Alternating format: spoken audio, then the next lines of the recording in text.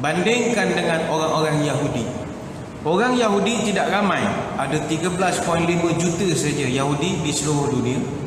Tetapi dia punya kekuasaan 100 kali lebih berkuasa daripada orang Islam.